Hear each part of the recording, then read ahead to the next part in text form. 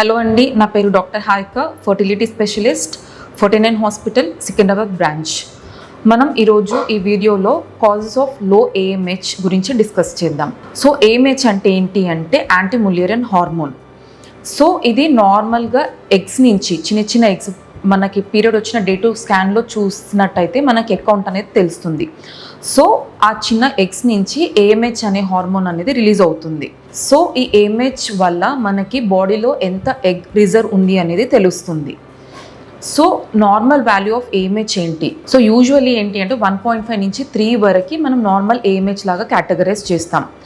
Advancing age అంటే as age increases 30 cross అయిన వాళ్ళకి లేదా 35 క్రాస్ అయిన వాళ్ళకి ఎగ్ కౌంట్ అనేది తగ్గుతుంది. సో అంటే ఏంటి, ఏఎంహెచ్ అనేది డ్రాప్ అవుతూ ఉంటుంది. సో యంగ్ ఏజ్ వాళ్ళకి యూజువలీ అంటే లైక్ బిలో 30 ఇయర్స్ వాళ్ళకి 1.5 to 3 అనేది నార్మల్. కొన్ని కండిషన్స్లో ఏఎంహెచ్ అనేది ఎక్కువగా ఉంటుంది. PCOD example PCOD. సో పీసీఓడిలో ఏంటి అంటే ఏఎంహెచ్ అనేది మోర్ దాన్ 3, కొన్నిసార్లు 4, కొన్నిసార్లు 8, కొన్నిసార్లు ఎక్స్ట్రీమ్ కండిషన్స్లో కూడా 11, 12 అలా కూడా ఉంటుంది. అండ్ కొంతమందిలో యంగ్ ఏజ్లో కూడా అంటే లైక్ బిలో 25 ఇయర్స్ లేదా బిలో 30 ఇయర్స్ వాళ్ళకి కూడా ఏఎంహెచ్ అనేది లెస్ దాన్ 1.5 అనేది తగ్గుతూ ఉంటుంది. ఇందులో కూడా మనకి 3 టైప్ కేటగిరీస్ ఉంటాయి. సో బార్డర్ లైన్ రిజర్వ్ ఒకటి, లో రిజర్వ్ ఒకటి. సో 1.5 కంటే తక్కువ, అరౌండ్ 1 to 1.5 వాల్యూ ఉన్నట్టయితే మనం దాన్ని బార్డర్ లైన్ ఓవేరియన్ రిజర్వ్ అంటాం. Less than 1 or less than 0.8ని మనం లో ఏఎంహెచ్ అని అంటాం. అండ్ వెరీ లో ఏఎంహెచ్ వచ్చేసి లెస్ దాన్ 0.5 ఉంటే వెరీ లో ఏఎంహెచ్ అని చెప్తాం.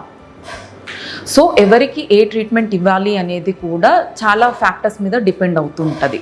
ఫస్ట్ మనం కాజెస్ ఆఫ్ లో ఏఎంహెచ్, ఈ ఏఎంహెచ్ అనేది ఎందుకు తగ్గుతుంది అనేది తెలుసుకుందాం. సో యూజువల్లీ ఏంటి అంటే మనం ఫస్ట్ ఇంతకుముందే డిస్కస్ చేసాం, అడ్వాన్స్డ్ ఏజ్ అంటే యాజ్ ఏజ్ ఇంక్రీజెస్ మనకి ఎగ్ కౌంట్ అనేది తగ్గుతూ ఉంటుంది. Not only egg count, egg quality కూడా తగ్గుతుంది. సో మోర్ దాన్ 30 ఇయర్స్ ఉన్న వాళ్ళకి యూజువల్లీ మనకి 1.5 నుంచి 1.2 అలా కూడా డ్రాప్ అవుతుంది.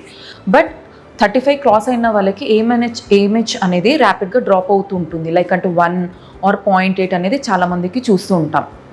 అండ్ మోర్ దాన్ 40 ఇయర్స్ ఉన్న వాళ్ళకి కూడా బిలో 0.5 అలాగా చూస్తూ ఉంటాం అన్నమాట. సో ఫస్ట్ వచ్చేసి అడ్వాన్స్డ్ ఏజ్, సెకండ్ వచ్చేసి ఎండోమెట్రియోసిస్ అంటే ఏంటి అంటే మనకి గర్భసంచి లోపల పొర ఏదైతే ఉందో అది అండాశయంలో అంటే ఓవరీ బ్యాగ్లో మనకి ఒక బ్లడ్ క్లాట్ లాగా కలెక్ట్ అవుతుంది. దాన్ని చాక్లెట్ సిస్ట్ అంటాం. సో ఈ చాక్లెట్ సిస్ట్ వల్ల ఏంటి అంటే కొన్ని చెడు పదార్థాలు అనేటివి విడుదల అవుతాయి. దీనివల్ల చుట్టుపక్కల ఉన్న ఎగ్స్ అనేటివి డ్యామేజ్ అవుతూ ఉంటుంది. సో దీనివల్ల ఎగ్ కౌంట్ అనేది ర్యాపిడ్గా డిప్లీట్ అవుతూ ఉంటుంది. So one of the reason వచ్చేసి మనకి ఎండోమెట్రియోసిస్ అని చెప్పుకోవచ్చు. అండ్ అదర్ రీజన్స్ వచ్చేసి ఏంటి అంటే ఓవేరియన్ సర్జరీస్. కొన్నిసార్లు సిస్ట్ ఉండడం వల్ల లేదా సిస్ట్ టార్షన్ అవ్వడం వల్ల కూడా కొన్నిసార్లు ఎమర్జెన్సీ సర్జరీస్ అనేది చేయడం జరుగుతుంది. సో ఇలా చేసినప్పుడు ఏంటంటే ఒక్కోసారి కంప్లీట్ ఓవరీని తీయొచ్చు లేదా ఒక పార్ట్ ఆఫ్ సిస్ట్ని తీసినప్పుడు ఏంటంటే చుట్టుపక్కల ఉన్న ఓవేరియన్ టిష్యూ కూడా, నార్మల్ ఓవేరియన్ టిష్యూ కూడా డ్యామేజ్ అవ్వడం వల్ల మనకి ఎగ్ కౌంట్ అనేది తగ్గుతూ ఉంటుంది. నెక్స్ట్ రీజన్ వచ్చేసి జెనెటిక్ కండిషన్స్. పుట్టుకతోనే కొంతమందికి జన్యుపరంగా లోపాలు ఉండడం వల్ల కూడా మనకి ఎగ్ కౌంట్ అనేది కొన్నిసార్లు 0 ఉండొచ్చు లేదా తక్కువగా ఉండొచ్చు. అండ్ నెక్స్ట్ అదర్ కండిషన్స్ వచ్చేసి ఆటో ఇమ్యూన్ కండిషన్స్. సో దీనిలో ఏం జరుగుతుంది అంటే మన బాడీలో అంటే సెల్ఫ్ బాడీలో కొన్ని యాంటీబాడీస్ అనేటివి ప్రొడ్యూస్ అవుతూ ఉంటాయి. సో ఈ యాంటీబాడీస్ ఏం చేస్తుంది అంటే మనకి ఓవేరియన్ మీద యాక్ట్ చేస్తుంది. సో ఓవేరియన్ లోపల ఉన్న టిష్యూని డ్యామేజ్ చేస్తుంది. సో యూజువల్లీ మనకు ఓవరీ లోపల ఎగ్స్ అనేటివి ఉంటాయి. ఈ యాంటీబాడీస్ వచ్చేసి ఆ ఎగ్స్ని డిస్ట్రాయ్ చేయడం వల్ల మనకి ఎగ్ కౌంట్ అనేది తగ్గుతుంది. నథింగ్ బట్ ఏఎంహెచ్ అనేది తగ్గుతూ వస్తుంది. అండ్ అదర్ రీజన్స్ వచ్చేసి మనకి కీమోథెరపీ, రేడియోథెరపీ. యూజువల్లీ ఇవేంటి అంటే క్యాన్సర్ వచ్చిన పేషెంట్స్కి సర్జరీ తర్వాత కానివ్వండి, కొంతమందికి డైరెక్ట్ మనకి రేడియేషన్ పెడతారు. సో అంటే రేడియోథెరపీ. అండ్ కీమోథెరపీ ఏంటంటే కొన్ని సైటోటాక్సిక్ డ్రగ్స్ అంటే కొన్ని మెడిసిన్స్ ఇస్తారు. సో ఇవన్నీ కూడా మనకి గ్యామెటోటాక్సిక్ అంటే ఏంటి, ఎగ్స్కి డ్యామేజ్ చేసేటివి అనమాట. సో దీనివల్ల కూడా మనకి ఓవరీ అనేది డ్యామేజ్ అవుతుంది అండ్ అల్టిమేట్గా కూడా మనకి ఎగ్ కౌంట్ అనేది తగ్గుతూ ఉంటుంది. అండ్ ఇంకొన్ని కండిషన్స్లో కూడా ఏఎంహెచ్ అనేది అంటే లైక్ ఇప్పుడు క్యాన్సర్ పేషెంట్స్ ఉన్నారు, వాళ్ళు నెక్స్ట్ సర్జరీ తర్వాత రేడియోథెరపీ కానివ్వండి, కీమోథెరపీ కానివ్వండి తీసుకోవాల్సి ఉంటుంది.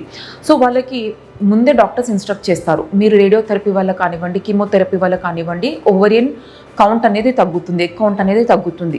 సో వాళ్ళు మ్యారేజ్ అయినప్పటికీ లేదా మ్యారేజ్ కానప్పటికీ కూడా వాళ్ళు ఎగ్ ఫ్రీజింగ్ అనేది ఆప్షన్ ఉంటుంది. అంటే వాళ్ళు ట్రీట్మెంట్ తీసుకునే ముందు వచ్చి వాళ్ళు ఐవీఎఫ్ చేయించుకొని, ఒకళ్ళు అన్మ్యారీడ్ అయితే ఎగ్ ఫ్రీజింగ్ చేయించుకొని వాళ్ళు వెళ్ళొచ్చు. ఈ ఆప్షన్ కూడా మనం ఇస్తాం. అండ్ నెక్స్ట్ ఇంకొకటి ఏంటి అంటే ఇంకా అడ్వాన్స్ ఏజ్ అంటే లైక్ అరౌండ్ 40 దాటారు, ఏఎంహెచ్ తక్కువ ఉంది.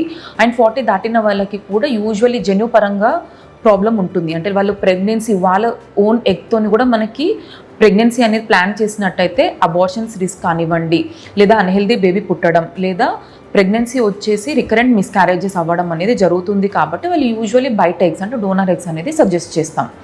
సో యూజువల్లీ మనం కొంతమంది ఇప్పుడు రీసెంట్ జనరేషన్లో ఏంటి అంటే డిలేడ్ మ్యారేజెస్, లేట్గా మ్యారేజ్ చేసుకుంటున్నారు. సో వాళ్ళు ఆయన మ్యారేజ్ చేసుకున్న తర్వాత కూడా because of financial issues or because of their career పరంగా కానివ్వండి ప్రెగ్నెన్సీ అనేది పోస్ట్పోన్ చేద్దాం అనుకుంటున్నారు.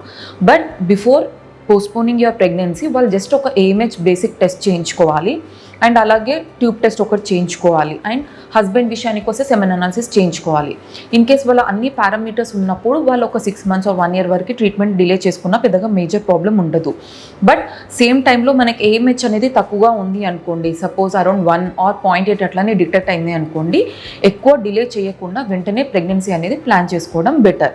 అలా ప్రెగ్నెన్సీ ప్లాన్ చేసుకున్నట్టే న్యాచురల్ ప్రెగ్నెన్సీలో ప్రెగ్నెన్సీ వచ్చే అవకాశాలు ఉంటాయి కాబట్టి ఇంకా బెటర్గా ఉంటుంది. ఇదే అండి ఈరోజు ఈ వీడియోలో. Thank you.